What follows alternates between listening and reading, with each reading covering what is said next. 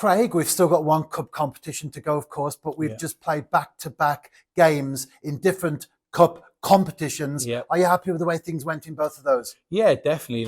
The result in cup competitions is the main thing, for sure. It's I think we made hard work of the game, the Scottish Challenge Cup game at East Fife. We should have had the game under control, and obviously, they come back in the game and then they went ahead, and then obviously we come back, which, we've got a real good momentum and habit of doing. We've done that 5, 6, 7 times this season, including European competition. So yeah, we've got the character and the build up to get back and really come back into the game, which we did. So that's happy. But as I referred to in the previous interview, it's not a habit you want to get into.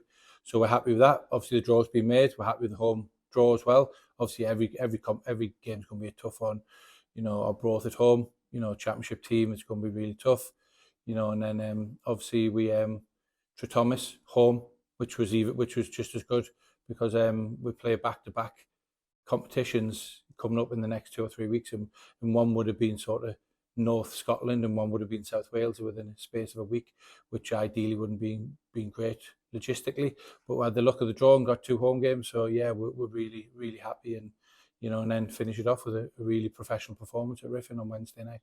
And with the league as well, that's 4 competitions in total. A little bit of plate spinning at the moment. Yeah. Obviously, you've got the opponents already. They're out the hat. We know who we will be playing, as you just said there. Yeah. But how much are you focusing on those as opposed to the immediate games? And how do you get the right balance? Yeah, as we spoke about before, it's always the next game is the most important one for myself. Yes, you can have a little bit of an eye on other competitions, and more so yesterday, as soon as the draw was completed, I had a look at the fixtures to see when I could get up to Arbroath or go and watch them. So that's mainly it, really. Completely 100% concentrating on Barrytown on Saturday. Which is really, really important that we don't go away from our bread and butter, as they say in a league competition, that we want to win every single game. In Barrytown, obviously, we drew 2-2, which I was really disappointed in our performance, certainly the last 20 minutes of the game, and we missed lots of opportunities. So it's really important we go to Barry today, travel today, stay overnight, prepare properly, and go and win the game on Saturday. And how much will that 2-2 draw that you've just made reference to be in your thoughts, in particular the players as they go out onto that pitch to, if you like, put that wrong right? Yeah, look, we want to win every single game, especially it's really, really important, league points. We want to pick up 3 points everywhere we go, home or away, and I do think it's helped with a little bit of a kick up the backside, early on in the season, to not take anything for granted, not and if we're not fully at it for 90 minutes or 90 plus minutes, then we won't win football games. The league's strong. You just have to look at some of the results that happen, on any given day.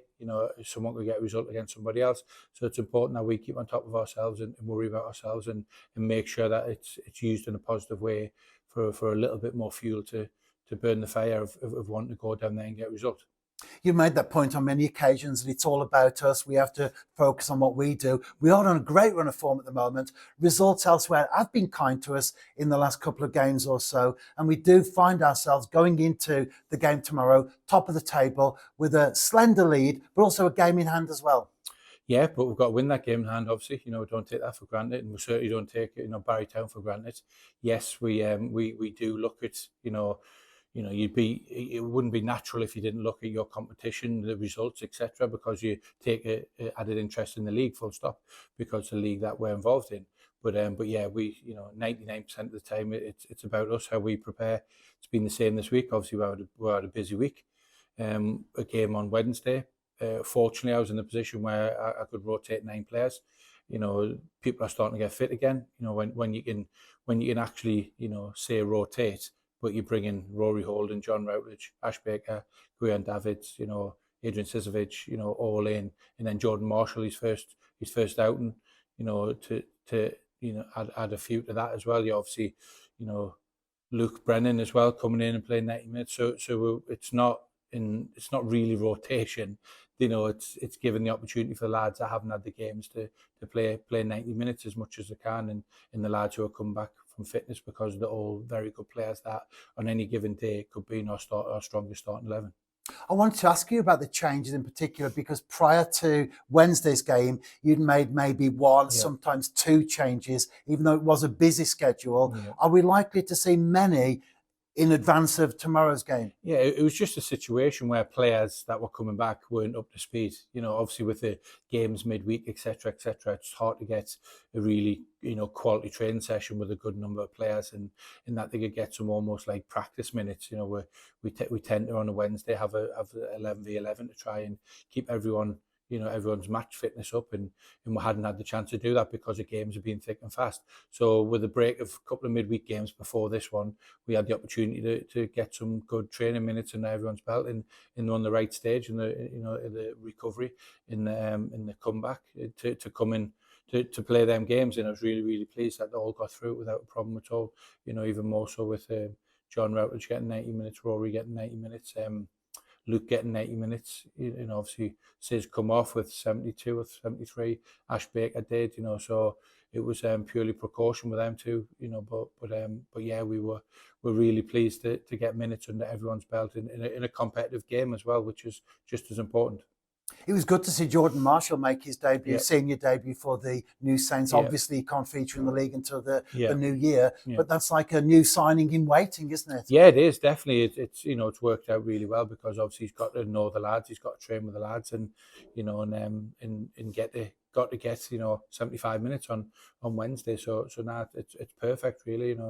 It's just a pity he was struggling a little bit with a chest infection, so that's why he didn't play the full game, or ideally would have played the full game. But it's just typical, isn't it? You get this opportunity to play 90 minutes, and unfortunately, he was just under the weather a little bit.